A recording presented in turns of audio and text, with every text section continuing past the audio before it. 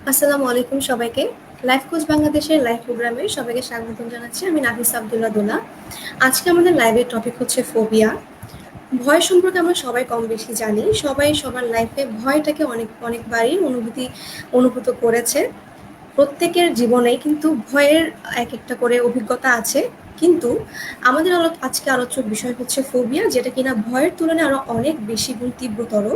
তো আজকে আমরা আমাদের এই ফোবিয়া সম্পর্কে জানার জন্য আমাদের লাইভে আমন্ত্রণ জানিয়েছি আমাদের একজন গেস্টকে। আমাদের সাথে আজকে উপস্থিত আছেন চিটাগং মেডিকেল কলেজ হসপিটালের রিজিওনাল ট্রমা কাউন্সিলিং সেন্টারের ক্লিনিক্যাল সাইকোলজিস্ট এবং লাইফ কোচ বাংলাদেশের কাউন্সিলিং কনসালটেন্ট হচ্ছে মেজারিন বিনতে গফফর আপুকে। তাকে আমরা সবাই আমন্ত্রণ জানিয়ে নিচ্ছি এবং আপনাদের যদি ফোবিয়া সম্পর্কে কোনো প্রশ্ন থাকে অবশ্যই আমাদেরকে কমেন্ট করে জানাবেন। আমরা আপনাদের সেই প্রশ্নগুলিকে এখানে শো করবো এবং সেগুলোর উত্তর দিতে চেষ্টা করব। তো ম্যামকে আজকে স্বাগত জানিয়ে নিচ্ছি। আসসালামু আলাইকুম ম্যাম, কেমন আছেন? ওয়ালাইকুম আসসালাম। জি, আলহামদুলিল্লাহ ভালো আছি। আপনি ভালো আছেন? জি আলহামদুলিল্লাহ ভালো আছি। ম্যাম, আজকে আমাদের টপিক হচ্ছে ফোবিয়া। তো আপনার কাছ থেকে জানতে চাইবো যে ভয় এবং ফোবিয়া, ফোবিয়া এক ধরনের ভয়, কিন্তু কখন সেটা সাধারণ কখন সেটা অনেক বেশি তীব্রতর সেটা সম্পর্কে একটু জানতে চাচ্ছি। আচ্ছা, নরমালি আমরা যেটা হয় আমাদের প্রত্যেকের মধ্যেই কিন্তু কোনো না কোনো কিছু নিয়ে একটু ভয় বা ভীতি কাজ করে, তাই না? অনেকের ক্ষেত্রে যেটা হয় যে হয়তোবা মানে আমরা নরমালি আমাদের চারপাশে যেরকম দেখি যে হয়তোবা কোনো একটা পোকামাকড়ের প্রতি খুব একটা ইনটেন্স ফিয়ার কাজ করছে। যেমন খুব স্বাভাবিক অর্থে ফিমেলদের মধ্যে, মহিলাদের মধ্যে দেখা যায় যে হয়তো তেলাপোকা, মাকড়সা, টিকটিকি এই বিষয়গুলো অনেকে ভয় পাচ্ছে। সো এটা খুব নরমাল এক ধরনের ফিয়ার যেটা কিনা আমরা ফোবিয়া বলছি না। সাধারণত ওই ধরনের ভয়গুলোকে আমরা ফোবিয়া বলছি যেখানে ভয়টা অতিরিক্ত হয়ে যাচ্ছে এবং অযৌক্তিক ধরনের ভয়। এবং স্বাভাবিক অর্থে মানুষটা যেটা করে যে সে কিন্তু নিজেও বুঝতে পারে যে তার ভয়টা অতিরিক্ত। বা সে এই জিনিসটা যে ব্যাপারটাকে সে ভয় পাচ্ছে সেটা আসলে তার বড় ধরনের কোনো ক্ষতি করবে না।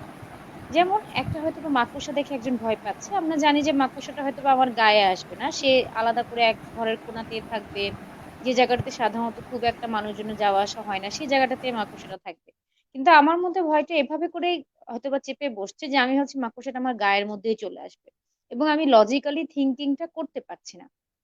যখন আমাদের নরমাল ভয়টা এই পর্যায়ে চলে যাবে, তখন সেটাকে আমরা ভয় বলি। সরি, ফোবিয়া বলি। তার মানে ভয়টা আমাদের আউট অফ কন্ট্রোল চলে যাচ্ছে। আমি কোনোভাবেই নিয়ন্ত্রণ করতে পারছি না। তার পাশাপাশি এই জিনিসটা আমাকে কিছু পরিস্থিতি থেকে মানে কিছু পরিস্থিতি এড়িয়ে চলতে আমাকে বাধ্য করছে।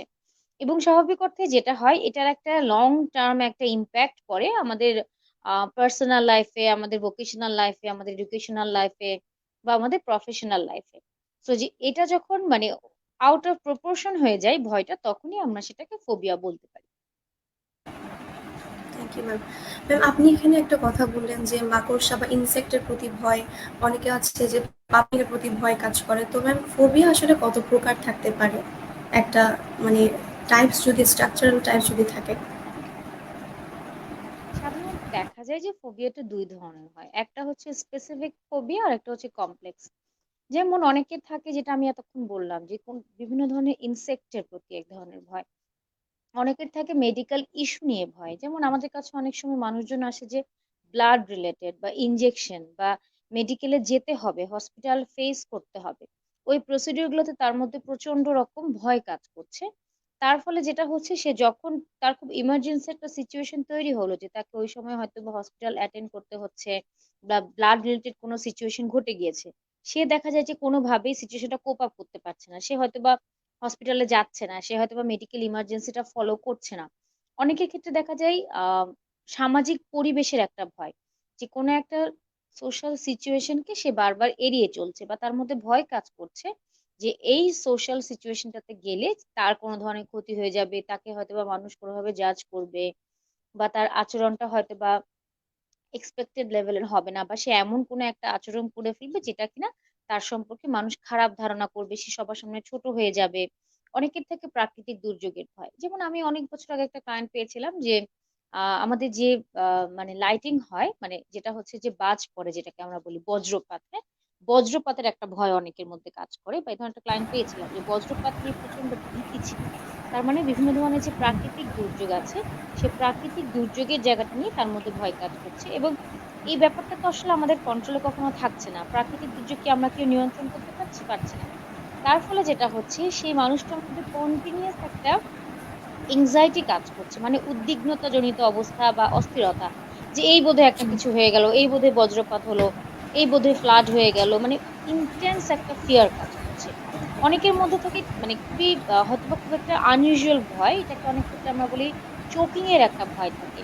যে হয়তোবা আমি কিছু খেতে গেলে আমার গলায় আটকে যাবে। এগুলো কিছুটা আনইউজুয়াল। অনেকের থাকে যে খুব ডেন্সলি কোনো সিন যদি থাকে। যেমন স্ট্রবেরির উপরে যে ধরনের যে টেক্সচারটা থাকে সেটা অনেকে ভয় পায়। আবার অনেক ধরনের পোকা থাকে যে পোকাগুলোর টেক্সচারটা খুব আনইউজুয়াল। অনেক ফোঁটা, ফোঁটা থাকছে, অনেকগুলো ছিদ্র থাকছে। এই ধরনের আনইউজুয়াল কোনো টেক্সচার সম্পন্ন জিনিস দেখলেও অনেকের মধ্যে ভয় কাজ করে। সো এই ভয়গুলা সর্ট অফ এটা হচ্ছে কমপ্লেক্স ভয়। আর নরমালি স্পেসিফিক ভয়ের মধ্যে আমরা নরমালি যেটা সবাইকে দেখি যে অনেকের বদ্ধ জায়গা ভয় হচ্ছে, উচ্চতার ভয় হচ্ছে, পোকামাকড়ের ভয় হচ্ছে বা এতক্ষণ যেগুলো বললাম, এই ভয়গুলা থাকছে। সো ২ ধরনের স্পেসিফিক এবং কমপ্লেক্স। স্পেসিফিক ফোবিয়া গুলো একটা নির্দিষ্ট জায়গাতে। আর কমপ্লেক্স গুলা হচ্ছে সাধারণত যেটা আমরা দেখি না সচরাচর আমাদের আশেপাশে এবং যেটা কিনা আসলে ব্যাখ্যা করাটা ওই মানুষটার জন্যও টাফ বা ডায়াগনোসিস এর ক্ষেত্রেও কিছুটা আমরা সমস্যার সম্মুখীন হই। আচ্ছা। ম্যাম, ফোবিয়াটা আসলে কেন হয়? মানে এটার সোর্সটা কোথা থেকে বা কখন থেকে উৎপন্ন হয় এটা? আচ্ছা। আসলে ফোবিয়াটা কেন হয় বলতে গেলে ব্যাপারটা হচ্ছে যে কোনো কিছুই কিন্তু হঠাৎ করে একদিনে হয় না, তাই না? আমাদের বেশিরভাগ মানসিক রোগই হচ্ছে এরকম যেটার একটা জেনেটিক বা এনভায়রনমেন্টাল ফ্যাক্টর থাকে। যেমন আমার মধ্যে যদি এরকম হয় যে মানে বেশিরভাগ ক্ষেত্রে দেখা যায় যে তৈরি হয় কিন্তু চাইল্ডহুড থেকে। বা হয়তোবা চাইল্ডহুডে এমন কোনো ঘটনা ঘটেছে বা সে যখন ছোট ছিল, অ্যাডোলেসেন্ট এজে ছিল, তখন হয়তোবা এমন কোনো সিচুয়েশন তাকে ফেস করতে হয়েছে, যেই সিচুয়েশনটা তার জন্য ভীতিমূলক ছিল। যেমন আমরা বলি না যে এই ঘটনার পরের থেকে আমার মধ্যে ট্রমা কাজ করছে বা আমার মধ্যে ভয়টা বেড়ে গিয়েছে। তার মানে ওই হুম, স্পেসিফিক ঘটনাটা আমার মধ্যে ভয়টা তৈরি করে দিয়েছে। যেমন আমি যেটা বললাম যে সামাজিক পরিবেশের ভয়টা যার মধ্যে আছে। হতে পারে সে কোনো একটা মানে কোনো এক সময় বজ্রপাতের সময় তার মধ্যে ফার্স্ট ভয়টা তৈরি হয়েছিল। বা সে দেখেছিল যে সেই ঘটনার পরে খুব খারাপ ধরনের কোনো ইনসিডেন্ট হয়েছে। হয়তো তার কাছের কেউ মারা গিয়েছে, হয়তো তার প্রিয় কোনো প্রাণী মারা গিয়েছে। এই যে একটা অভিজ্ঞতা সেটাই কিন্তু তার মধ্যে ভয়ের বীজটা বপন করে দিচ্ছে। আবার যদি বলি যে আমাদের অনেক ক্ষেত্রে দেখা যায় যে আমাদের ফ্যামিলির মধ্যেই কিছু মেন্টাল হেলথ ইস্যু থাকছে। হয়তোবা আমার মা, আমার বাবা, আমার বড় বোন বা ভাই তাদের মধ্যে কোনো স্পেসিফিক ফোবিয়া আছে। সেই ক্ষেত্রে কি হচ্ছে যে আমি হয়তোবা না চাইতেও লার্ন করে ফেলছি যে এই জিনিসটা ভয়ের। সো আল্টিমেটলি এই যে আমার মধ্যে একটা মানে লার্নিং তৈরি হয়ে যাচ্ছে যে এই জিনিসটা আমাকে ভয় পেতে হবে বা এই পোকামাকড়টা বা এই প্রাণীটা এটা একটা ভয়ংকর জিনিস। সেখান থেকে আমার মধ্যে লার্নিং হয়ে যাচ্ছে এবং ওরা যখন ভয়ে প্রবণ কোনো ধরনের বিহেভিয়ার শো করছে, আমি অটোমেটিক সেটা লার্ন করে ফেলছি। ভবিষ্যতে যেটা হচ্ছে আমি যখন ওই পোকামাকড়টা বা ওই সিচুয়েশনটা ফেস করছি, আমিও একইভাবে রিঅ্যাক্ট করছি। সো একটা হচ্ছে জেনেটিক ফ্যাক্টর। আমার মধ্যে আগে থেকেই এই ভয়ের জিনিসটা ছিল বা আমি সিচুয়েশন ফেস করতে ভয় পাই। আমার পার্সোনালিটি ফ্যাক্টর। তার পাশাপাশি থাকছে ট্রমাটিক কোনো এক্সপেরিয়েন্স। তার পাশাপাশি থাকছে ফ্যামিলি কোনো মেন্টাল হেলথ ইস্যু। এটার পাশাপাশি আরো যেটা আছে লার্নিং। লার্নিং এর মাধ্যমে অনেকের ক্ষেত্রে ভয়টা হয়ে থাকে। আবার নরমালি আমরা অনেক সময় বলি না যে আমি একদিন এরকম কোথাও একটা গিয়েছিলাম, আমাকে সবাই মিলে ভয় দেখিয়েছে। তারপর থেকে আমার হুম, মধ্যে ভয় ঢুকে গিয়েছে। তার মানে কেউ একটা তাকে ভয়ের জিনিসটা দেখিয়ে দিচ্ছে। মানে ভয় পেতে হবে সেটা দেখে শিখছে না। কিন্তু কোন একটা সিচুয়েশন যেটা কিনা তাকে এভাবে বলে দিচ্ছে যে এটা ভয় পেতে হবে। বা তাকে এমনভাবে ভয়টা দেখানো হয়েছে যার পরিপ্রেক্ষিতে তার মধ্যে আবার নতুন করে ওই সিচুয়েশন গুলার প্রতি এক ধরনের নেগেটিভ এক্সপেরিয়েন্স তৈরি হচ্ছে। এবং তার বিহেভিয়ারটাও সে ধরনের হয়ে যাচ্ছে। সাধারণত এই কারণগুলোই দেখা যায় যে একটা মানুষের মধ্যে ফোবিয়া বা ফিয়ারটা থাকে। Thank you ma'am.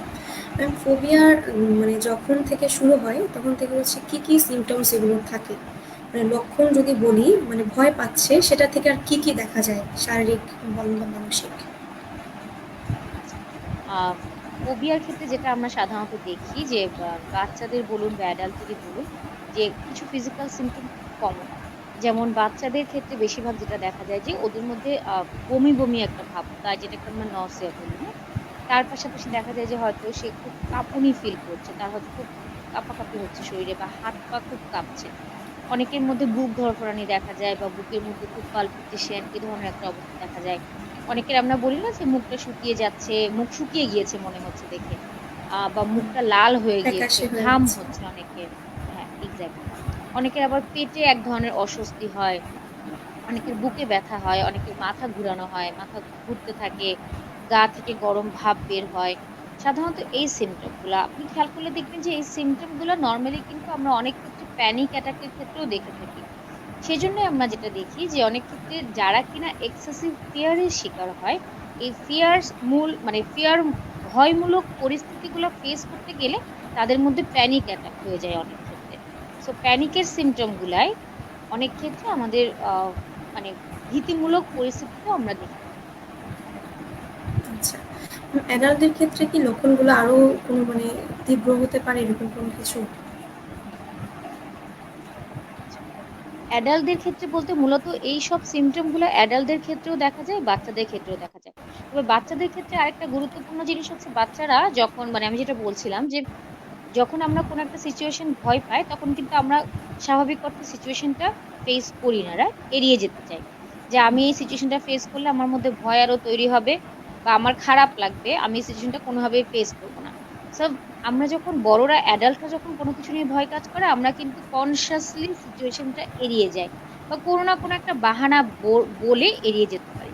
বাচ্চাদের ক্ষেত্রে আসলে এটা হয় না সহজে, কারণ বাচ্চারা তো স্বাভাবিক অর্থে অন্যদের দ্বারা গাইডেড হয় বা অন্যদের দ্বারা নিয়ন্ত্রিত হয়, রাইট? ডিপেন্ডেন্ট থাকে। তো সেক্ষেত্রে যেটা হয় যে বাচ্চারা কিন্তু আসলে সরাসরি বলতে পারে না যে আমি ওখানে যাব না, আমার এই ব্যাপারটা ভয় লাগছে বা আমি ওই পরিস্থিতিটা ফেস করতে চাই না। তারা কি করে যে যখন তাদেরকে পরিস্থিতিটা ফেস করতে হয় তারা প্রচুর ডিফেন্ড করে। ওই পরিস্থিতিটা ফেস না করার জন্য তারা যেটা করে যে খুব ইরিটেশন শো করে। তারা হয়তোবা খারাপ আচরণ করে ফেলছে। তারা হয়তোবা স্বাভাবিক স্বাভাবিক অর্থে যে আচরণটা কিনা আমরা ওই বাচ্চাটা থেকে এক্সপেক্ট করি না। সে হয়তোবা সে ধরনের আচরণ করছে। সে হয়তোবা প্রচুর কান্নাকাটি করছে, রাগারাগি করছে, বা অন্য কোনো একটা ইস্যু এনে সিচুয়েশনটা এভয়েড করতে চাচ্ছে। সো স্বাভাবিক অর্থে যখন বাবা-মারা দেখে যে বাচ্চাটা এরকম করছে তারা কিন্তু জিনিসটা কানেক্ট করতে পারে না যে বাচ্চাটা হয়তোবা কোনো কিছু নিয়ে ভয় পাচ্ছে। তারা ভাবে যে ওই সিচুয়েশন স্পেসিফিক চিন্তা করে বাবা-মা যে হয়তোবা ও এই মুহূর্তে কোনো প্রবলেম ফেস করছে। সো আসলে এইজন্য বাচ্চাদের ক্ষেত্রে ফিয়ারটা আইডেন্টিফাই করাটা কিছুটা অনেক ক্ষেত্রে সময় সাপেক্ষ হয়ে যায়। কারণ বড়রা তো ইজিলি বলতে পারে এবং তারাও এটা যেটা বলছিলাম যে কনসিয়াসলি করে থাকে। বাচ্চারা কিন্তু ব্যাপারটা অনেকখানি আনকনসিয়াসলি রেসপন্ড করে থাকে। সো এই ক্ষেত্রে ম্যানিফেস্টেশন এর দিক থেকে বাচ্চাদের সাথে বড়দের একটা পার্থক্য দেখা যায়। এজন্য আইডেন্টিফাই করাটাও কিছুটা টাফ। আচ্ছা ম্যাম, আপনি যেটা বললেন যে চাইল্ডহুড থেকে ভয়টা আস্তে আস্তে গ্রো করা শুরু করে।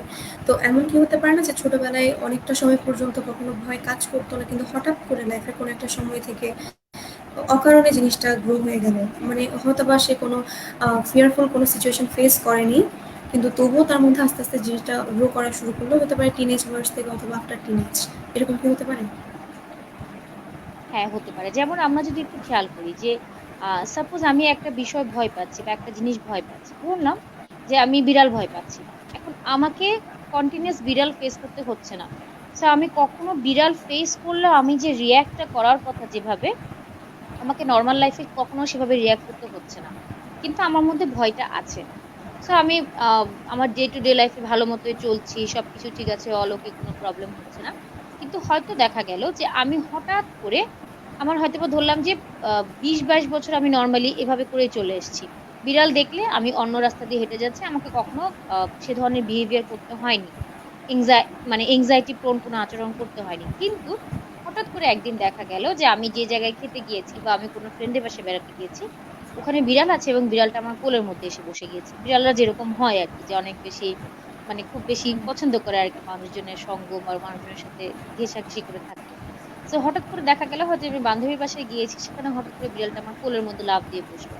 তো ওই সিচুয়েশনটা কিন্তু আমি এভয়েড করতে পারছি না। সেই সময় হয়তোবা দেখা গেল আমি এমন কোনো একটা আচরণ করে ফেললাম, যে আচরণটা আসলেই ওই পরিস্থিতিতে এক্সপেক্টেড না। আমি হয়তোবা চিৎকার দিয়ে ফেললাম, কান্না করে ফেললাম। হয়তোবা আমার মধ্যে প্যানিক অ্যাটাক হয়ে গেল। সো আসলে হয়তোবা আশেপাশে কেউ জানতই না যে আমার এটা নিয়ে ফিয়ার আছে। সো হঠাৎ করে ২৫ বছর বয়সে এসে হয়তোবা সেই জিনিসটা এক্সপোজ হলো। সো আপনি যেটা বলছেন যেটা আসলে খুবই হতে পারে যে ভেতরে ছিল ভয়ের বিষয়টা। সিচুয়েশন কখনো ফেস করতে হয়নি দেখে বিহেভিয়ারটাও এক্সপোজ হয়নি। কিন্তু সিচুয়েশনটা যখন ফেস করতে হচ্ছে তখন আলটিমেটলি বিহেভিয়ারটা ম্যানিফেস্টেশনটা হচ্ছে। আচ্ছা ম্যাম, বাংলাদেশের কনটেক্সটে যদি বলি তাহলে কোন ধরনের ফোবিয়াগুলো বেশি দেখা যায়, বা আপনি কোন ধরনের ফোবিয়াগুলো মানে বেশি ক্লায়েন্ট ডিল করেছেন, কোন টাইপের ফোবিয়ার? হ্যাঁ, বাংলাদেশের ক্ষেত্রে বলতে গেলে আসলে যদি যেটা বলছিলাম যে স্পেসিফিক ফোবিয়া, তার মধ্যে আমরা এর আগেও আরেকটা প্রোগ্রাম করেছিলাম যে সোশ্যাল ফোবিয়া, যেটা এটা অনেক বেশি দেখা যায় সোশ্যাল জি জি। সিচুয়েশনে যে ধরনের ফোবিয়াটা কাজ করে, বা যেটা কিনা আমাদের সোশ্যাল স্কিলে ঘাটতির জন্য যে ফিয়ারটা আমাদের মধ্যে তৈরি হয়ে থাকে, সোশ্যাল এংজাইটিও বলা হয়। এটা সবচেয়ে বেশি মানে আমরা ক্লায়েন্ট ডিল করি এটা নিয়ে অনেক বেশি। এর পাশাপাশি যেটা মেডিকেল প্রসিডিউরের যে ফোবিয়াটা, সেটা অনেক ক্ষেত্রে দেখা যায় যে হয়তো বা মেডিকেলে যেতে হবে, হসপিটালে যেতে হবে, এই মানে এই ফিয়ারটা সে কোনোভাবে অ্যাভয়েড করতে পারছে না, কিন্তু তার ইমার্জেন্সি বেসিসে হসপিটালে যাওয়াটা জরুরি হয়তো কোনো ট্রিটমেন্ট সিক করার জন্য, কিন্তু তার ভয়টা সে কোনোভাবে কাটিয়ে উঠতে পারছে না। এই ধরনের ক্লায়েন্টও দেখি। অনেক ক্ষেত্রে দেখা যায় যে ডেন্টাল যে প্রসিডিউরটা, আমাদের অনেকে দাঁতের প্রবলেম থাকে, সো ডেন্টাল ডক্টরের কাছে যেতে হচ্ছে, ডেন্টিস্টের কাছে যেতে হচ্ছে। সো ডেন্টিস্ট ফেস করতে গেলে অনেকের মধ্যে ভীষণ ভয় কাজ করে। দেখা যাচ্ছে সে হয়তো বা কন্টিনিউয়াস ডেন্টিস্টের কাছে যেতে হবে, সে অ্যাপয়েন্টমেন্টটা হয়তো বা সে বারবার স্কিপ করছে বা সে চাচ্ছে না যেতে, কন্টিনিউয়াস তার দাঁতের অবস্থাটা হয়তো ডেটোরিয়েট করছে, কিন্তু আলটিমেটলি কি হচ্ছে যে সে হয়তো বা স্কিপ করে করে যাচ্ছে, সো তার প্রবলেম খারাপের দিকে যাচ্ছে, কিন্তু মূল বিষয়টা হচ্ছে তার ফিয়ার। সো ওই যে দাঁতের ডাক্তারের কাছে যাবে, ডেন্টিস্ট যে তাকে একটা প্রসিডিউরের মধ্যে দিয়ে তাকে যেতে হবে, আমরা যেটা জানি যে দাঁতের ডক্টরের কাছে গেলে অনেক ধরনের প্রসিডিউর থাকে, তাই না, অনেক ধরনের ফিলিং, রুট ক্যানাল, যাই হোক। তো এই বিষয়গুলো নিয়ে তার মধ্যে একটা ভয় কাজ করছে হয়তো, সো সে হয়তো এটা ফেস করতে পারছে না। আবার আমাদের দেশে আরেকটা খুব বেশি দেখি আমরা, যেটা বা প্র্যাকটিসে যেটা দেখি, যে ক্লস্ট্রোফোবিয়া, যেটা বদ্ধ জায়গার প্রতি যে ভয়টা কাজ করে। হ্যাঁ, যেমন অনেকে আছে আমাদের ফ্যামিলিতে, অনেকে আপনি খেয়াল করে দেখবেন যে বদ্ধ জায়গা সহজে যেতে পারে না, যেমন লিফটে উঠতে পারছে না, বা ধরুন যে কোনো একটা ঘর, যে ঘরটা হয়তো বা একটু খোলামেলা কম, সেই জায়গাটা সে ফেস করতে পারছে না, বা সেই ঘরে সে থাকতে চাচ্ছে না, বা একা একা সহজে ওই বদ্ধ জায়গার মধ্যে থাকতে চাচ্ছে না। কেন? কারণ যাদের মধ্যে ক্লস্ট্রোফোবিয়া আছে ওদের মধ্যে কন্টিনিউয়াস এ ধরনের একটা থট কাজ করে যে আমি বোধহয় ওই জায়গায় আটকা পড়ে যাব। এই যে একটা ফিয়ার, এই যে একটা নেগেটিভ থট যে আমি আটকা পড়ে যাব, এই ভয় ভয়টা থেকেই ওরা কন্টিনিউয়াস কারো না কারো সাথে ওই সিচুয়েশন গুলো ফেস করে। কখনো একা সিচুয়েশন ফেস করে না, বা কখনোই ওই জায়গাগুলোতে, যে জায়গায় তার মনে হয় যে সে আটকে যাবে, কখনো একা যেতে চায় না, কাউকে না কাউকে নিয়ে যায়। তো এটা এই বিষয়গুলাই সাধারণত আমরা খুব কমন দেখি। বা নর্মালি আমরা যেটা দেখি যে পোকামাকড়ের ভয়, ওটা নিয়ে আসলে কেউ সেভাবে কাউন্সিলিং বা সাইকোথেরাপির জন্য আসে না, কারণ ওটা তো আসলে অ্যাভয়েডেবল একটা সার্কামস্টেন্সেস, রাইট? যেখানে আসলে আমরা সিচুয়েশনটা অ্যাভয়েড করতে পারছি না, আমাকে সিচুয়েশন ফেস করতে হচ্ছে, কিন্তু আমার ভয়ের জন্য আমি সিচুয়েশন ফেস করতে পারছি না, আমার একটা ইম্প্যাক্ট পড়ছে লাইফে, তখনই মানুষ আসলে সাইকোথেরাপি বা কাউন্সিলিংটা সিক করতে আসছে। আচ্ছা ম্যাম, আমাদের একটা কোয়েশ্চেন এসেছে, মোহাম্মদ ইমরান হোসেন রবিন, উনি কমেন্ট করেছে, আসসালামু আলাইকুম। ওয়ালাইকুম আসসালাম। বাসায় থাকলে বুকের ব্যথা অনুভব হয় না, কিন্তু বাইরে গেলে বুকের ব্যথা হয়, এটা কি ফোবিয়ার আওতাভুক্ত? হতে পারে। এখন বাইরে গেলে বলতে এখানে আরেকটু যদি স্পেসিফিক করে বলা হয় যে বাইরে গেলে মানে কোথায় গেলে, সামাজিক কোনো পরিস্থিতি যেখানে আপনাকে 10টা মানুষের সঙ্গে ডিল করতে হচ্ছে, নাকি না যেখানে আপনি একা আপনার এনভায়রনমেন্ট। ফ্রেন্ডলি মানুষের সঙ্গে আছেন তখনও আপনার ফিয়ার হচ্ছে বা ভয় হচ্ছে, এই জিনিসটা বোঝাটা আগে জরুরি। হ্যাঁ, যদি এমন হয় যে আপনাকে যখন 10টা মানুষের সঙ্গে ডিল করতে হচ্ছে তখন আপনার মধ্যে ভয়টা বেশি কাজ করে বা ব্যথাটা বেশি হয়, তাহলে বুঝতে হবে আপনার সোশ্যাল ফোবিয়া আছে। আর এমন যদি হয় যে আপনি মানে আপনার পরিচিত মানুষের কাছে থাকলেও বা পরিচিত মানুষজনের সঙ্গে ডিল করলেও আপনার মধ্যে ফিয়ার কাজ করছে, তাহলে হতে পারে যে আপনি ওই সিচুয়েশনটা আপনার মধ্যে কোনো ধরনের এংজাইটি তৈরি করছে, যার কারণে হয়তো বা আপনার ফিজিক্যাল সিমটমটা হচ্ছে। এটা আমার কিছুটা ফোবিয়ার অন্তর্ভুক্ত বলেই মনে হচ্ছে। বাট আরেকটু স্পেসিফিক করে প্রশ্নটা করলে আমরা আমাদের একটু সুবিধা হয়। আচ্ছা ম্যাম, এখন একটা প্রশ্ন ছিল, সেটা হচ্ছে ফোবিয়ার যখন আমরা সিচুয়েশনটাকে ফেস করি তখন আমাদের মধ্যে ফোবিয়াটা তৈরি হচ্ছে। তো ম্যাম, যখন সিচুয়েশনটা ফেস করা হয় না কিন্তু আমি জানি যে আমার মধ্যে কোনো একটা জিনিস নিয়ে ভয় কাজ করে, তো এই বিষয়টাকে কোনোভাবে নিজেকে মানে সেলফ স্টিমটা কমিয়ে দেওয়ার জন্য কোনোভাবে হেল্প করে, অথবা একটা লো ফিল করানো যে আমার একটা দুর্বলতা আছে, এটা কি কোনোভাবে সবসময় কাজ করে সেই ফোবিক ব্যক্তিটার মধ্যে? যে কিনা সিচুয়েশনটা ফেস করছে না কিন্তু তার মধ্যে ভয় আছে, সেটাই বলছেন তো? হ্যাঁ, সে জানে সে হয়তোবা তার অ্যাক্রোফোবিয়া আছে, সে হাইটকে অনেক বেশি ভয় পায়। তো সে কি এটাতে একটা দুর্বলতা ফিল করবে সবসময় যে আমি এই জায়গাটা আমি খুবই উইক, এটা আমার উইক পয়েন্ট, সো আমার নিজের মধ্যে একটা কনফিডেন্স লেভেলটা কমে গেল? এটা কি সবসময় তার মধ্যে কাজ করে এটা কিনা? সর্ট অফ কিভাবে কাজ করবে সাইকোলজিক্যালি, যে সে তো কনসিয়াসলি সিচুয়েশনটা কিন্তু অ্যাভয়েড করছে। সিচুয়েশন অ্যাভয়েড করছে মানে সে কিন্তু তার লাইফ স্টাইলের মধ্যে কিছু না কিছু পরিবর্তন করতে বাধ্য, তার ভয় মেনটেন করার জন্য, তাই না? সো এটা যেটা হচ্ছে যে তার কিছু না কিছু ক্ষেত্রে তো তার চেঞ্জ করতে হচ্ছে। তার হয়তো বা কোনো একটা জায়গায় যেতে হবে, কিন্তু সে জানে যে ওই জায়গায় গেলে তাকে তার ফিয়ারফুল সিচুয়েশনটা ফেস করতে হবে। এখন সে অ্যাভয়েড করার জন্য সর্বাত্মক চেষ্টা করবে।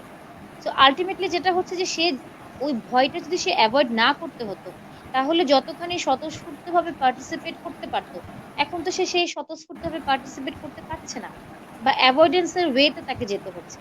আলটিমেটলি একটা ইফেক্ট কিন্তু পড়ছে, তার নিজের মধ্যে কন্টিনিউয়াস একটা এংজাইটি কাজ করছে, কন্টিনিউয়াস একটা মানে অস্থিরতা কাজ করছে। সো এটা একটা ইম্প্যাক্ট পড়ে যায় অনেক ক্ষেত্রে লং টার্মে। আচ্ছা ম্যাম, ছেলে মেয়ের মধ্যে ফোবিয়ার যে ডিফারেন্সটা আছে বেশিরভাগ ক্ষেত্রে দেখা যায় মেয়েদের মধ্যে ফোবিয়াটা বেশি দেখা যায়, এটা কেন হয়? কারণটা আসলে কি? আসলে কারণ হিসেবে বলতে গেলে আমি যদি প্র্যাকটিক্যাল ইস্যু চিন্তা করি, বা আমাদের প্র্যাকটিক্যাল মানে আমি প্র্যাকটিস যেভাবে করছি সেভাবে যদি চিন্তা করি, তাহলে আসলে মেয়েদের মধ্যে ফোবিয়া বেশি দেখা যায় বা ফিয়ারটা বেশি দেখা যায়। আমার মনে হয় যে আসলে আমাদের কালচারে, আমাদের বাংলাদেশের কালচারে যেটা হয় যে, যদিও এখন পরিস্থিতি চেঞ্জ হয়েছে, কিন্তু ছেলেরা আসলে বেশি এক্সপোজার পাচ্ছে সোশ্যাল সিচুয়েশন গুলাতে, হ্যাঁ। সেদিক থেকে মেয়েদের হয়তো এক্সপোজারটা কম হচ্ছে কম্পারেটিভলি, সেজন্য তাদের মধ্যে ফোবিয়া ডেভেলপ করছে। তার পাশাপাশি আমাদের ব্রট আপে একটা বিষয় থাকে, যেটা বলেছি আমি অলরেডি আগে, যে কারণ হিসেবে, যে ছেলেদের ক্ষেত্রে আমরা ছেলেদেরকে যখন ব্রট আপের ক্ষেত্রে তাদেরকে তো আমরা বলে থাকি, তাই না, যে ছেলেরা ভয় পায় না, বা তুমি ছেলে মানুষ হুম, তুমি এত ভয় পাবে কেন। সো এই পার্সোনালিটি প্যাটার্নটা কিন্তু ডেভেলপ করে ফেলে ছেলেদের মধ্যে, যে না আমি ভয় পাবো না, আমি তো ছেলে মানুষ। এটা কালচারাল একটা ব্যাপার, যেটা আমরা আসলে কনসিয়াসলি আনকনসিয়াসলি সামহাও প্র্যাকটিস করছি। আবার খেয়াল করে দেখবেন যে আমরা অনেক সময় ছেলেদেরকে বলি যে তুমি কি মেয়ে নাকি, তুমি মেয়েদের মতো ভয় পাচ্ছ কেন। এই যে মেয়েদের মতো ভয় পাচ্ছ কেন, এই কথাটা কিন্তু অনেক সময় তাদের মানে সাইকোলজিক্যালি একটা ইম্প্যাক্ট ফেলে, এবং তারা ওই জায়গা থেকে বের হয়ে আসতে চেষ্টা করে। কিন্তু একটা মেয়ে যখন ভয় পায়, আমরা কিন্তু তাকে কখনো এটা বলি না তুমি ছেলেদের মতো ভয় পাচ্ছ কেন, বা তুমি ছেলেদের মতো হচ্ছ না কেন, এটা কিন্তু বলি না, আমরা মেয়েদের কাছ থেকে ধরেই আমরা নিচ্ছি ভয়টাই বেশি কালচারালি এক্সপেক্ট করি। Expected, exactly. একটা মেয়ে মাকড়সা দেখে তেলাপোকা দেখে ভয় পাবে, এটা যেন স্বাভাবিক। তো আমরা কিন্তু এটা নিয়ে ক্রিটিসাইজ করি না, আমরা উল্টা বলি যে এই ভয় পাওয়ার কিছু নেই, বা হয়তো বা ওই মাকড়সাটাকে তখন মানে সরিয়ে দিচ্ছি, তেলাপোকাটাকে সরিয়ে দিচ্ছি। তো এটা অনেক ক্ষেত্রে কালচারালি এই বিষয়গুলো আসলে ম্যানিপুলেটেড হয়ে থাকে, যেটা কিনা আমাদের সাইকোলজিক্যালি একটা ডিপ ইম্প্যাক্ট ফেলে থাকে। আচ্ছা ম্যাম, ইমরান হোসেন রবিন উনি কমেন্ট করেছে, উনি হ্যাঁ, বলেছে আমার চিকিৎসা চলছে সূচিবায়ুর, সবই ঠিক হয়ে গিয়েছে। পরিচিত মানুষের সাথে বাইরে গেলে সব ঠিক থাকে, কিছু মানুষকে দেখলে বুকের ব্যথা অনুভব হয়। আমার আগে হুম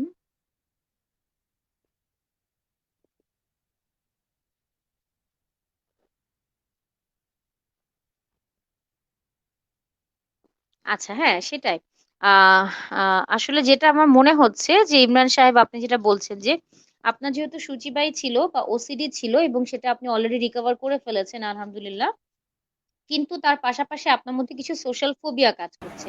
তার মানে আপনি যখন অপরিচিত মানুষকে ফেস করছেন, তখন আপনার মধ্যে সমস্যাটা তৈরি হচ্ছে, বা এংজাইটি কাজ করছে, অস্থিরতা কাজ করছে।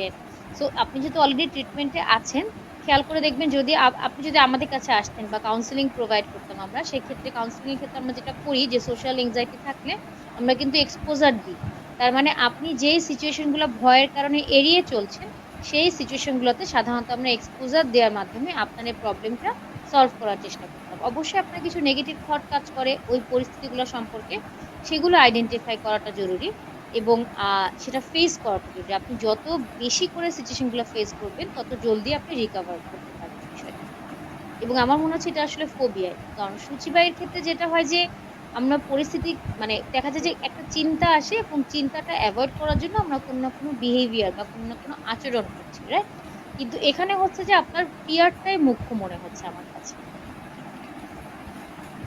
আচ্ছা ম্যাম, ফোবিয়ার সাথে কোনো মানে কোনো মেন্টাল ডিসঅর্ডার যেগুলো হচ্ছে কোমরবিট করে, মানে একই সাথে ফোবিয়ার পাশাপাশি দেখা যায় এরকম কোনো ডিসঅর্ডার আছে কিনা? ফোবিয়ার সাথে একদমই ইন্টারকানেক্টেড হচ্ছে আমরা নর্মালি যেটাকে বলি এংজাইটি ডিসঅর্ডার। উদ্বিগ্নতাজনিত যে সমস্যাগুলো হয়, এংজাইটি ডিসঅর্ডারের মধ্যে আবার অনেকগুলো আছে। যেমন ওসিডি আছে, জেনারেলাইজড এংজাইটি ডিসঅর্ডার আছে। জেনারেলাইজড এংজাইটি ডিসঅর্ডার বলতে আমার সবকিছু নিয়ে অল্প অল্প করে দুশ্চিন্তা হচ্ছে, বা আমি দৈনন্দিন জীবনে যেই পরিস্থিতি ফেস করি না কেন আমার অলওয়েজ দুশ্চিন্তা হচ্ছে। আমি কোনো পরিস্থিতিতে গেলে আমার মধ্যে একটা চিন্তা ঢুকে যাচ্ছে। তার মানে চিন্তাগুলো স্ক্যাটার্ড হয়ে যাচ্ছে, ফ্রি ফ্লোটিং অবস্থায় আছে, কোনো ফিক্স চিন্তা নেই। এই এংজাইটি ডিসঅর্ডারটা অনেক ক্ষেত্রে আমরা ফোবিয়ার মধ্যে দেখি, কারণ সে যখন কন্টিনিউয়াস অনেকগুলো সিচুয়েশন চেঞ্জ করতে থাকবে, অ্যাভয়েড করতে থাকবে, তার মধ্যে কন্টিনিউয়াস অস্থিরতা কাজ করবে, তখন স্বাভাবিক অর্থেই কিন্তু তার মানে মানসিক অবস্থাটা বা সাইকোলজিক্যাল অবস্থাটা একরকম থাকবে না। সে কন্টিনিউয়াস একটা অস্থিরতার মধ্যে থাকবে। এর পাশাপাশি আমরা অনেক ক্ষেত্রে দেখি যাদের মধ্যে ট্রমাটিক ব্রেন ইনজুরি হয় তাদের মধ্যে কিন্তু সাডেনলি, যেহেতু ব্রেনে কিছু চেঞ্জ হয়, সাডেনলি অনেক ক্ষেত্রে ফোবিয়া শুরু হয়ে যায়, যেটা কিনা তার মানে তার আগে পার্সোনালিটি প্যাটার্নের মধ্যে ছিল না। তো সেটার জন্য অবশ্যই সাইকিয়াট্রিস্ট বা নিউরোলজিস্ট বা ওদের সাথে কনসাল্ট করাটা জরুরি প্রাইমারিলি। যারা কিনা সাবস্টেন্স অ্যাবিউজ করে বা সাবস্টেন্স অ্যাডিকশনে আছে, তাদের মধ্যেও দেখা যায় যে সাবস্টেন্স নিতে নিতে অনেক বছর ধরে বা অনেক দিন ধরে যখন একটা মাদকের উপর সে নির্ভর হয়ে যাচ্ছে, তখন তার মধ্যে অল অফ আ সাডেন কিছু ভয় ডেভেলপ করে। এই ভয়ের সাথে অনেকখানি হেলুসিনেশনের একটা সম্পর্ক থাকে, যেহেতু তার মধ্যে অনেক ক্ষেত্রে হেলুসিনেশন তৈরি হয়, সেখান থেকে একটা ভয় তৈরি হয়। এটা কিন্তু পুরোপুরি সাবস্টেন্সের উপরে ডিপেন্ডেন্ট, মানে সাবস্টেন্স নিচ্ছে, দ্যাটস ওয়াই তার মধ্যে ফোবিয়াটা তৈরি হচ্ছে। এর পাশাপাশি আরেকটা দেখা যায় যে ডিপ্রেশন। যারা কিনা কন্টিনিউয়াস ফোবিয়ার মধ্যে আছে বা কোনো না কোনো ধরনের মানে ফিয়ারের মধ্যে দিয়ে যাচ্ছে, এই সিচুয়েশনটা তো তাদের জন্য আসলে খুব একটা অ্যাকসেপ্টেবল না। ওই যে বললাম, তার লাইফ স্টাইলে একটা চেঞ্জ আনতে হচ্ছে, এবং এটা তার জন্য মেনে নেওয়াটা তো খুব একটা সহজও না। সেই ক্ষেত্রে অনেকের মধ্যে ডিপ্রেশন তৈরি হতে পারে। আচ্ছা, উনি কমেন্ট করেছিলেন আপনার কাছ থেকে একবার কাউন্সিলিং সহায়তা নিয়েছেন উনি, আর বর্তমানে বলছেন ডাক্তার মেজর আশিকুদ্দিন ভূঁইয়ার কাছ থেকে চিকিৎসা নিচ্ছেন। আচ্ছা আচ্ছা, আচ্ছা, আলহামদুলিল্লাহ, আমরা তো তিনি মোটামুটি সবগুলো অ্যাপ্রোচ ফলো করছে, গুড। আচ্ছা ভাই, ফোবিয়ার ট্রিটমেন্টের ব্যাপারে আসি এখন। ট্রিটমেন্ট তো এক প্রকার হচ্ছে যে কাউন্সিলিং এর সহায়ক সেলফ ট্রিটমেন্ট যেটা। তো আমি প্রথমে আসবো হচ্ছে সেলফ ট্রিটমেন্টের বিষয়টাতে। সেলফ ট্রিটমেন্ট বলতে মানে নিজে কখন ফোবিয়ার ফোবিক পারবো, কতটুকু করতে পারবো ট্রিটমেন্ট। আচ্ছা, নর্মালি যদি আমরা বলি যে আপনি যদি আইডেন্টিফাই করতে পারেন যে আপনার ফোবিয়া আছে, হ্যাঁ, সেক্ষেত্রে অবশ্যই পরিস্থিতিগুলো আপনি আইডেন্টিফাই করতে পারার কথা, যে এই এই পরিস্থিতিগুলোতে বা এই এই জিনিসগুলোতে আমার মধ্যে ভয় কাজ করছে। সেই ক্ষেত্রে আপনার এটা জানা জরুরি যে আসলে কখন থেকে তৈরি হচ্ছে, বা ওই সিচুয়েশন গুলাতে গেলে আপনার মধ্যে কি ধরনের চিন্তা আসে, আপনার মধ্যে নেগেটিভ থট আসছে নাকি কোনো ধরনের, বা স্পেসিফিক ওই সিচুয়েশনের কোন কন্টেন্টটা চিন্তা করে আমার ভয় লাগে। যেমন অনেকে হয়তো বা আছে যে মাকড়সা ভয় পাচ্ছে, তেলাপোকা ভয় পাচ্ছে। এখন তেলাপোকাটা উড়ে এসে আমার গায়ে পড়বে এবং তার পা গুলো আমার গায়ে লাগবে, কারণ তেলাপোকাটা আরো কত ময়লা জায়গা ঘুরে এসেছে, এই চিন্তাটা মানে এই যে স্পেসিফিক তার তেলাপোকার পা নিয়ে হয়তো বা চিন্তা হচ্ছে। হ্যাঁ, দেখুন, একটা ফোবিয়ার মধ্যে দুই একটা কন্টেন্ট থাকে যেটা কিনা তার জন্য সবচেয়ে বেশি এংজাইটি প্রোন।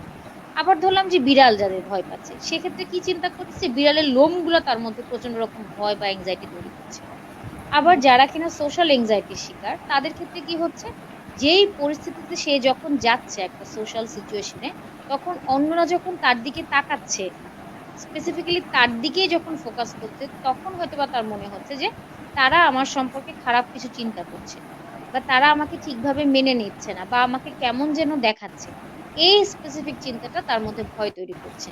সো প্রত্যেকটা ফোবিয়ার পিছনে কোনো না কোনো স্পেসিফিক চিন্তা আছে, যেই চিন্তাটা তার ভয় লাগাটা বাড়িয়ে দিচ্ছে, বা ওই সিচুয়েশনটা তাকে এড়িয়ে চলতে বাধ্য করছে।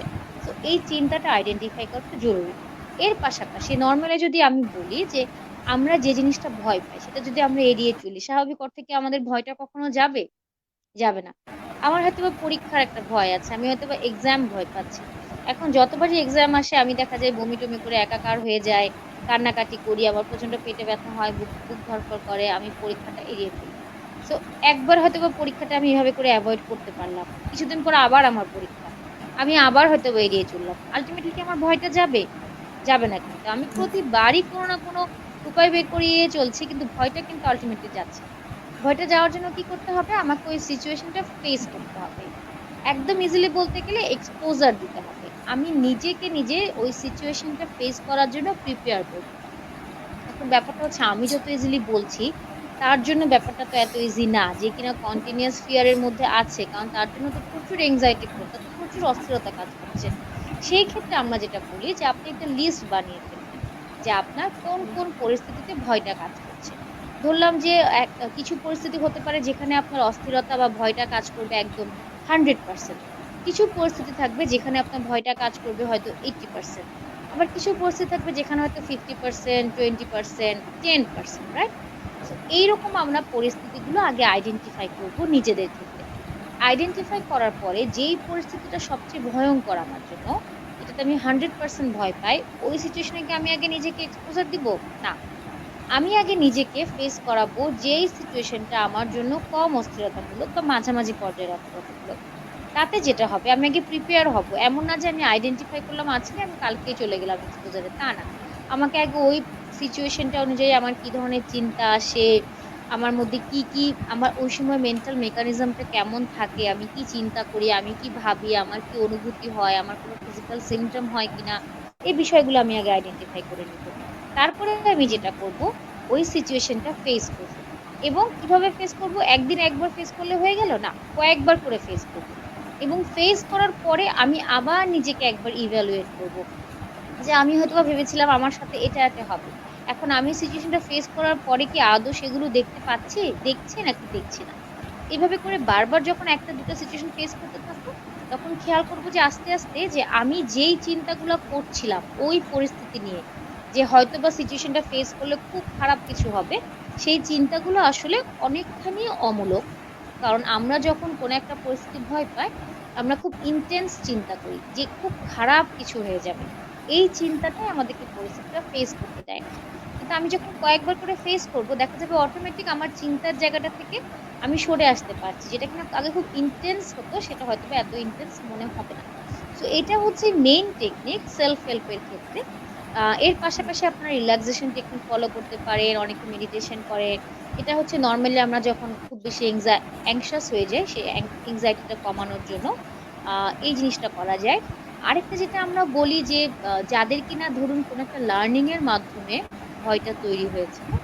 যে হয়তোবা অন্য কাউকে দেখেছে। তার মানে এটা সাইকোলজির ভাষায় এটাকে আমরা বলি কন্ডিশনিং হয়ে গিয়েছে। যে কাউকে দেখেছে ভয় পেতে বা কেউ তাকে একবার ভয় দেখিয়েছিল, তারপর থেকে তার ওই পরিস্থিতি বা ওই জিনিসটার প্রতি এক ধরনের ভয় তৈরি হয়েছে। একবার তাকে লিফটের মধ্যে জোর করে বা কেউ ভয় দেখিয়ে লিফটের মধ্যে আটকে রেখে চলে এসেছিল, রাইট? এখন তারপর থেকে তার লিফটে ভয়। তার মানে লিফটের সাথে তার ভয়টা কন্ডিশনিং হয়ে গিয়েছে, মানে মিলেমিশে একাকার হয়ে গিয়েছে। এটা এখন ডিকন্ডিশনিং করাটা জরুরি। তার মানে যে লার্নিংটা হয়েছে সেটা ডিলার্ন করাটা জরুরি। এখন সে কি করবে? সে হয়তোবা প্রথমে কয়েকদিন তার কোনো একটা বন্ধুকে নিয়ে, ফ্যামিলি মেম্বার কাউকে নিয়ে লিফটে উঠবে। তারপরে হয়তোবা এক ফ্লোর একাই উঠবে, হয়তোবা জাস্ট একটা ফ্লোর। তারপরে হয়তোবা ২ টা ফ্লোর, তারপরে হয়তোবা ৩ টা ফ্লোর। এভাবে করে আস্তে, আস্তে ওই যে লার্নিং হয়েছিল, সে লার্নিংটা আবার ডিলার্ন করতে হবে। হ্যাঁ? এক্ষেত্রে আমি আরেকটু বলি যে বাচ্চাদের ক্ষেত্রে যেটা হয় যে বাচ্চাদের ভয়টা তো আসলে বলেছি যে কিছুটা মানে আইডেন্টিফাই করাটা কিছুটা সময় সাপেক্ষ হয়ে যায়। সেক্ষেত্রে বাচ্চাদের যদি আমরা ফিয়ার নিয়ে কাজ করতে যাই, সেক্ষেত্রে বাচ্চাদের কিন্তু ফ্যামিলিটা নিয়েও আমরা কাজ করি। কারণ বাচ্চাটা তো একা অনেক ক্ষেত্রে নিজেকে সাহায্য করতে পারে না। একটা অ্যাডাল্ট মানুষ যেভাবে নিজেকে সাহায্য করতে পারে, একটা বাচ্চার পক্ষে কিন্তু একা নিজেকে সাহায্য করা সম্ভব না। সেক্ষেত্রে অবশ্যই বাচ্চাটার ফ্যামিলি মেম্বাররা, বিশেষ করে তার প্যারেন্ট ফিগার যারা আছে, তাদের একটা রোল আছে বাচ্চাটাকে হেল্প করার ক্ষেত্রে। আবার ধরুন স্কুল, বাচ্চাটা যদি এরকম হয় যে তার স্কুল ভীতি আছে, তাই না? স্কুল ভীতি অনেক বাচ্চার মধ্যে আমরা দেখি, যদিও করোনার জন্য তো এখন বাচ্চারা স্কুলে যাচ্ছে না। কিন্তু অনেক বাচ্চাদের ক্ষেত্রে দেখা যায় স্কুল ভীতি, পরীক্ষা ভীতি। তাহলে সেক্ষেত্রে স্কুল এনভায়রনমেন্টেও কি কোনো কিছু চেঞ্জ করা জরুরি নাকি? বা টিচার চাইল্ডের যে ইন্টারাকশন এর ব্যাপার আছে, সেখানে কোনো জি। কিছু চেঞ্জ করা জরুরি নাকি? সেখানে কোনো ইন্টারভেনশন এর ব্যাপার আছে নাকি? সেই জায়গাটা নিয়েও আমরা অনেক ক্ষেত্রে কাজ করে থাকি। তো আমার মনে হয় অ্যাজ আ হোল যদি আমি ট্রিটমেন্ট এর কথা বলি, অবশ্যই আমরা থট এর জায়গাটা নিয়ে কাজ করি ক্লায়েন্টের, বা ক্লায়েন্ট নিজেও কাজ করতে পারে। এক্সপোজারে যেতে পারে, কন্ডিশনিং এর জায়গাটা নিয়ে মানে ডিলার্ন করার ক্ষেত্রে সেই টেকনিকটা ফলো করতে পারে, ফ্যামিলি মেম্বার এবং স্কুলকে ইনভলভ করতে পারে। Thank you ma'am. Ma'am, Imran Hossain আমাকে কমেন্ট করেছে, একটা প্রশ্ন ছিল, ম্যাডাম আমি 1 বছর ওষুধ খাচ্ছি, ওষুধের মাধ্যমে 80% ভালো, কিন্তু আমার ওষুধ কি সারা বছর খেতে হবে? আমার ওষুধ আর কতদিন চলবে? আচ্ছা, না আসলে যেটা হয় যে সাইকিয়াট্রিক ড্রাগস গুলো আমরা আসলে অনেক অনেক ক্ষেত্রে সাইড ইফেক্ট থাকে দেখে আমরা অনেকে খেতে চাই না। কিন্তু আপনি খেয়াল করে দেখুন যে আপনাকে যেহেতু ডক্টর ওষুধ দিয়েছে, উনি কিন্তু আপনার অবস্থাটা বুঝেই ওষুধ দিয়েছে। আপনি অবশ্যই অনেকদিন ধরে খাচ্ছেন, সেজন্য আপনার মধ্যে হয়তো একটা মানে টেনশন কাজ করছে, আপনি কনসার্ন বিষয়টা নিয়ে। কিন্তু আপনি যদি ওষুধটা বন্ধ করতে চান, অবশ্যই ফার্স্টে আপনাকে ডক্টর মানে সাইকিয়াট্রিস্টের সাথে কনসাল্ট করতে হবে। কারণ উনি আপনাকে প্রাথমিক অবস্থায় যখন ওষুধ দিয়েছিল তখন অবস্থার উপরে মানে ভিত্তি করে আপনাকে ওষুধ দিয়েছে। এখন আপনার অবস্থাটা কি সেটা আবার নির্ণয় করে আপনার ওষুধটা কমাতে হবে বা বন্ধ করতে হবে। অবশ্যই আপনি হুট করে ওষুধ বন্ধ করবেন না। যে কোনো সাইকিয়াট্রিস্ট বা আপনি যাকে পছন্দ করেন, যার কাছে নিচ্ছেন, সেই সাইকিয়াট্রিস্টকে দেখিয়ে আপনি ওষুধটা বন্ধ করবেন যদি উনি সাজেস্ট করে থাকেন। ম্যাম, এক্ষেত্রে আমি একটা প্রশ্ন করবো, সেটা হচ্ছে এভাবে যদি মেডিকেশনের মাধ্যমে ট্রিটমেন্ট করা হয়, তাহলে এক পর্যায়ে গিয়ে কি মানে মেডিসিনটা যদি অফ করা হয়, পরে কি আবার সেটা আসতে পারে ভয়টা, ফোবিয়ার বিষয়টা? ধরুন ফোবিয়ার ক্ষেত্রে যদি আমরা মেডিসিনই শুধু নিই, হয়তো মানে একটা লেভেল পর্যন্ত কাজ করবে, হ্যাঁ, উনার উনার এংজাইটিটা হবে না হয়তো, বা সাপোজ ধরলাম যে উনার ফিজিক্যাল সিমটম গুলো হচ্ছে না, কিন্তু এর পাশাপাশি যদি কাউন্সেলিংটা নেওয়া হয় তাহলে উনি হোল ট্রিটমেন্টটা পাচ্ছে। হ্যাঁ, সাইকিয়াট্রিস্টরাও কিন্তু বলে থাকে কাউন্সেলিং এর কথা। ওনারা যেহেতু মানে ওনারা যেহেতু বুঝে যে কোন সময় ক্লায়েন্টটার বা সেই রোগীটার কাউন্সেলিং দরকার, সাইকিয়াট্রিস্টরাও রেফার করে থাকে বা ওনারাও বলে থাকে যে আপনার কাউন্সেলিংটা জরুরি। কিন্তু শুধু ওষুধ দিয়ে যদি হয় তাহলে একটা লেভেল পর্যন্ত কাজ হয় আসলে। অনেকের ক্ষেত্রেই পুরো ব্যাপারটা, পুরো সমস্যাটা সমাধান হয় না, এবং ওষুধটা আসলে একটা পর্যায়ে পড়তে আলটিমেটলি বন্ধ করতেই হয়। তারপরে ফিরে আসবে কিনা সেটা আসলে এক্স্যাক্টলি বলা সম্ভব না, একটু ক্লায়েন্ট টু ক্লায়েন্ট ব্যাপারটা ডিপেন্ড করছে যে আদৌ ফিরে আসবে কিনা। কিন্তু কাউন্সেলিং ছাড়া আসলে ফুল ট্রিটমেন্টটা আসলে আমরা মনে হয় যে অনেকখানি অসম্পূর্ণ রয়ে যায়। কারণ ওই যে বললাম যে এক্সপোজারের জায়গাটা যদি উনি এনশিওর না করে, তাহলে ওই সিচুয়েশন আর এংজাইটিটা কমবে, কিন্তু উনি হয়তো বা এড়িয়ে চলাটা থামাচ্ছে না, ভয়টা ভেতরে একটু না একটু হলেও রয়ে যাচ্ছে। আচ্ছা ম্যাম, আমরা এতক্ষণ তো বলছিলাম যে ফিজিক্যাল কোনো অবজেক্টের প্রতি ভয় থাকলে সেটার প্রতি এক্সপোজার, কিংবা হচ্ছে কারো বিহেভিয়ার থাকে সেটার প্রতি এক্সপোজার। কিন্তু যদি এমন হয় সেটা ভয়টা শুধুমাত্র চিন্তার মধ্যে, অর্থাৎ আমি যখন কোনো একটা বিষয় নিয়ে চিন্তা করি তখন আমার ভয়টা শুরু হয়, হতে পারে সেটা কোনো একটা পার্সন, কোনো একটা ফ্যামিলি হতে পারে, ফ্যামিলি কনটেক্সটে হতে পারে। তো সেই ক্ষেত্রে মানে এই ট্রিটমেন্টটা কেমন হয়, সেটার এক্সপোজারটা কেমন হবে? এক্ষেত্রে আমরা যেটা করি যে ধরুন এমন যদি হয় যে সে কোনো একটা সিচুয়েশন মানে চিন্তা করেই ভয় পাচ্ছে, তাই তো, এটাই বলতে হুম। চাচ্ছেন? হ্যাঁ, যখনই তাকে চিন্তা করতে হচ্ছে এবং সেটা সে চিন্তা থেকে বের হতে পারছেও না, তাকে চিন্তাটা করতে হবে। এমন হতে পারে কোনো একটা পার্সন, সে তার ফ্যামিলি মেম্বারটাকে সে ভয় পাচ্ছে, অথবা কোনো একটা মানুষের সাথে আত্মীয়তার সম্পর্ক, তাকে ফেস করতে হবে কোনো না কোনোভাবে, অথবা তার কথা চিন্তা করতে হবে। তো সেই ক্ষেত্রে শুধুমাত্র চিন্তাটাকে অ্যাভয়েড করার জন্য সে হয়তো অনেক ধরনের অনেক কিছু করছে। তো সেই চিন্তাটা তার মধ্যে একটা ফোবিয়া তৈরি করে দিচ্ছে। হ্যাঁ, কিন্তু সেক্ষেত্রে কি এখানেও করা দেখুন, যায়? এখানেও তো একটা ফিজিক্যাল কম্পোনেন্ট আছে, সে মানুষটাকে ফেস করতে ভয় পাচ্ছে, তাহলে তাকে মানুষটাকে আচ্ছা, ফেস এমন করতে কি হবে। হ্যাঁ, এমন কি হতে পারে না সে কোনো একটা স্মৃতি নিয়ে, হতে পারে তার কোনো মেমোরিজ, কিংবা কোনো একটা পার্টিকুলার চিন্তা সে করছে, যেটার কারণে সে বারবার ওখান থেকে ভয় পেয়ে যাচ্ছে এবং সেটা সে অ্যাভয়েড করতে চাচ্ছে বারবার। সে না হ্যাঁ, চাইতেও আমার চিন্তাটা যেটা করছে মনে এবং অ্যাভয়েড হচ্ছে যে, করতে চাচ্ছে। হুম।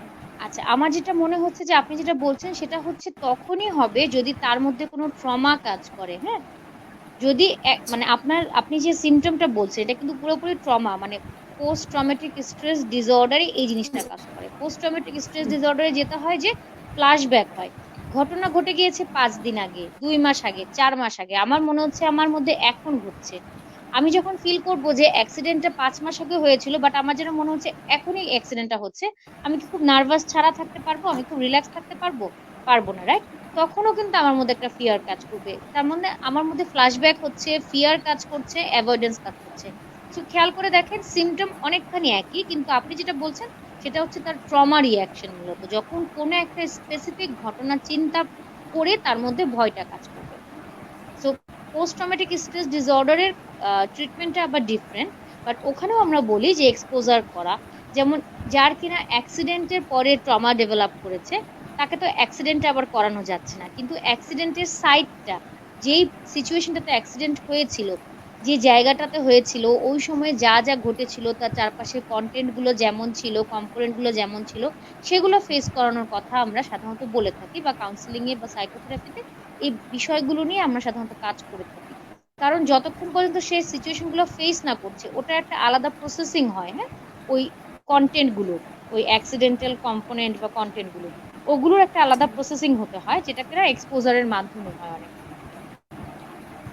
আচ্ছা ম্যাম, বাচ্চাদের ক্ষেত্রে যেটা আপনি বলেছিলেন ট্রিটমেন্টটা করানোর কথা, তো বাচ্চাদের ক্ষেত্রে সেটা আইডেন্টিফিকেশনটা কিভাবে হবে যদি প্যারেন্টসরা আইডেন্টিফাই করতে না পারে এবং তারা যদি কাউন্সিলিং করতে নাও আসে, সেক্ষেত্রে আসলে কিভাবে আইডেন্টিফাই করা যাবে শেষ পর্যন্ত? বাচ্চারা মানে যদি প্যারেন্ট বুঝতে না পারে, সেক্ষেত্রে সেটা হ্যাঁ। আসলে মানে ফার্স্টে কি হবে, যে বাচ্চাটা কোনো না কোনো একটা সিমটম তো শো করবে, রাইট? প্যারেন্ট ডেফিনেটলি ওটা নিয়ে কনসার্ন থাকবে। প্যারেন্ট যদি একদমই কনসার্ন না থাকে, তাহলে তো আমরা আসলে এখানে বসে কিছু করতে পারবো না, না। অনেকে কিন্তু আসলে এমন মানে যদি হয় যে বুঝতে পারে বাচ্চাটা না। কোনো সিমটম শো করছে, ওই হুম। সিমটম নিয়ে যদি বাবা মা আসে, সেক্ষেত্রে ধরেন আমরা কাউন্সিলিংই বলুন বা সাইকিয়াট্রিস্ট কথা বলেই বলুন, ওই জায়গাটা আইডেন্টিফাই করাটা করতে পারে। কারণ আমরা যেটা করি যে আমরা যখন ইন্টারভিউ করি বাচ্চাটার বা বাচ্চাটার প্যারেন্টদের, আমরা কিন্তু ওই ডিউরেশনটা জিজ্ঞাসা করি, কখন থেকে শুরু হয়েছে জিজ্ঞাসা করি, একটা স্পেস দিই যেখানে কিনা বাচ্চাটা তার মনের কথাগুলো একদম মানে কোনো ভয় ভীতি ছাড়া বলতে পারবে, সে ফিল করবে যে একে বলা যায়। তো ওই স্পেসটা যদি পেয়ে থাকে বাচ্চাটা, আমার মনে হয় বাচ্চাটা শেয়ার করবে। বাট একদমই যদি কোনো বাচ্চা শেয়ার না করে, সেটা তো আসলে স্টাফ বলতে গেলে, তাই না? আচ্ছা ম্যাম, তাহলে এখন আপনার কথাই জিজ্ঞেস করবো। আরেকটা হচ্ছে যেটা সিবিটির ব্যাপারটা রয়ে গেছিল, সেটা হচ্ছে কাউন্সিলিং এর পর্যায়ে সেলফ ট্রিটমেন্ট ছাড়া। তো এক্ষেত্রে আপনারা কিভাবে কাউন্সিলিংটা আসলে করান, যদি বলি কগনিটিভ সিবিটি বিহেভিয়ারের বিষয়টাও ক্ষেত্রে? একই রকম, কগনিটিভ বিহেভিয়ার থেরাপি আমরা যেটা করি, সেখানে মূলত ফার্স্টে চিন্তা নিয়ে কাজ করা হয়। এবং সে চিন্তাগুলো তার মধ্যে কি ধরনের ফিলিংস তৈরি করছে, কি ধরনের ফিজিক্যাল সিমটম তৈরি করছে, তার আচরণকে কিভাবে প্রভাবিত করছে, এই বিষয়টা নিয়ে কাজ করা হয়, ক্লায়েন্টকে অ্যাওয়্যার করা হয়, এবং ক্লায়েন্টকে নিজেকে দায়িত্ব নিতে বলা বলা হয় যে আপনি এখন কোন সিচুয়েশনটাতে আগে ফেস করতে চান বা এক্সপোজার চান। সিবিটিতেও আমরা মূলত এক্সপোজার টেকনিকটা ফলো করে থাকি, পাশাপাশি ফ্যামিলি একটা সাপোর্টের বিষয় থাকে, ফ্যামিলি তাকে এনকারেজ করার ক্ষেত্রে বা তাকে প্রম করার ক্ষেত্রে, যে সিচুয়েশনগুলো যেন সে ইজিলি ফেস করতে পারে, তো এভাবে করে কাজ করা হয়। তার পাশাপাশি যদি কোনো ধরনের কগনিটিভ ডিস্টরশন থেকে থাকে, বা এমন কোনো চিন্তা যেটা কিনা তাকে এগোতে দিচ্ছে না, সেই চিন্তাগুলো নিয়ে আমরা কাজ করি। প্রবলেম সলভিং টেকনিকে যদি সমস্যা থাকে, সেই প্রবলেম সলভিং নিয়ে কাজ করি। ডিসিশন মেকিং এ প্রবলেম থাকে, সেই ডিসিশন মেকিং এর জায়গাটা নিয়ে কাজ করি। এবং অবশ্যই কোপিং, কোপিং স্ট্র্যাটেজি খুবই ইম্পর্টেন্ট একটা বিষয়, যে ভয়টা সামহাও সে কোপ করার জন্য সে যে স্ট্র্যাটেজি গুলো ফলো করছিল, সেগুলো ঠিক আছে নাকি, এবং সেটা সে কিভাবে অ্যাডাপটিভ স্ট্র্যাটেজি গুলো ফলো করবে, সেই বিষয়টা নিয়ে কাজ করা হয়। আচ্ছা ম্যাম, উনি আরেকটা কমেন্ট করেছে, সেটা হচ্ছে সূচিবারের ক্ষেত্রে আমার একটা চিন্তা বারবার আসে, যেমন আমার বুকের ব্যথা লাগছে, আমি মনে করছি এটা ভয় লাগছে, শুধু বুকের অনুভূতির কারণে এটা আসে। এই চিন্তাটা খাতায় লিখে ফেললে আমার এটা সাথে সাথে মাথা থেকে চলে যায়। ওষুধ ছাড়া এটা বন্ধ করার উপায় একটু বলবেন প্লিজ? আচ্ছা, আমরা তো আসলে এখানে এখন ফোবিয়া নিয়ে কথা বলছি, রাইট? ওসিডি ট্রিটমেন্টটা আসলে ডিফারেন্ট। এখন ওসিডি নিয়ে আসলে আমার মনে হয় আমরা যদি পরবর্তীতে কোনো ওসিডি নিয়ে প্রোগ্রাম করি, আশা করি করব, যদিও লাইভ সম্ভবত ওসিডি নিয়ে হয়নি, আমার মনে হয় তাহলে আমরা সেই নিয়ে আলোচনা করতে পারবো। বাট আপনি যদি মনে করেন যে আপনি খাতায় লিখে ফেললে আপনার চিন্তাটা চলে যায়, তাহলে আপনি খাতায় লিখে ফেললে তো আপনার এটা ভালো কাজে দিচ্ছে, আপনি সেটা কন্টিনিউ করেন, এটাতে আমি তো কোনো সমস্যা দেখছি না আসলে। বা আমরা আচ্ছা নর্মালি যদি, যেহেতু উনি হেল্প চাচ্ছেনই, যদি একটু করে বলি যে আমরা অনেক ক্ষেত্রে ওসিডি ক্ষেত্রে করি যে থটটা ডিলে করতে, আপনার মধ্যে যে চিন্তাটা আসছে, সেই চিন্তাটা আপনি সারাদিন ডিলে করে রেখে দেন, হ্যাঁ। একটা হচ্ছে যে আপনি চিন্তাটা নিয়ে কাজ করলেন, সেটা একটা টেকনিক, আর একটা হচ্ছে আপনি চিন্তাটা ডিলে করলেন। এই দুটোর মধ্যে যে কোনো একটা টেকনিক ফলো করলেই অনেকের ক্ষেত্রে কাজে দেয়। যে আপনি যখন সারাদিন আপনার চিন্তাটা ডিলে করে করে রেখে দিচ্ছেন, এন্ড অফ দ্য ডে দেখা যাবে আলটিমেটলি কোনো চিন্তাই হয়তো বা নেই, বা ওই চিন্তাটা নিয়ে আপনার কাজ করতেও ইচ্ছা করছে না। ম্যাম, আপনার কোনো এক্সপিরিয়েন্স যদি একটু শেয়ার করতেন, কোনো ফোবিক ক্লায়েন্টের সাথে আপনার ডিল করা এই বিষয়টা নিয়ে, বা তার আসলে কতদিন যেটা বলছিলাম লেগেছিল যে সুস্থ হতে? আসলে যেটা হয় যে সোশ্যাল এংজাইটির ক্ষেত্রে ক্লায়েন্ট যখন সিচুয়েশনটা ফেস করে, তখন তার মধ্যে একটা ইমিডিয়েট চেঞ্জ দেখা যায়, হ্যাঁ। সো আমি যেটা বললাম যে সাধারণত বেশিরভাগ কেসই ফোবিয়ার ক্ষেত্রে দেখেছি হচ্ছে সোশ্যাল এংজাইটি নিয়ে, হ্যাঁ? যে সোশ্যাল সিচুয়েশন স্পেসিফিক ফোবিয়া। সেক্ষেত্রে দেখা যায় যে আসলে তাদের যে একটা প্রবলেম তা না, ওটার সাথে আরো অনেকগুলো প্রবলেম রিলেটেড থাকে। যেমন সোশ্যাল স্কিলে প্রবলেম থাকে, পার্সোনালিটি প্যাটার্নে অনেকের প্রবলেম থাকে, চিন্তা ধারণার প্যাটার্নটাতে একটা প্রবলেম থাকে। সো এই অনেকগুলো বিষয় নিয়ে আসলে কাজ করতে হয়। সো প্রাইমারিলি হয়তোবা আপনাদের মধ্যে যাদের ফোবিয়া আছে বা অন্য কোনো ধরনের ডিসঅর্ডার আছে, আপনারা হয়তো ভাবছেন যে এই একটাই তো সমস্যা, এটা হয়তোবা আস্তে আস্তে সময়ের সঙ্গে চলে যাবে, আমরা হয়তোবা গুরুত্ব দিচ্ছি না। বাট সাইকোলজিক্যাল ইস্যুগুলো আসলে কখনো একা আসে না, এটা আসলে লং টার্ম ধরেই দেখা যায় যে আমাদের মধ্যে থাকে।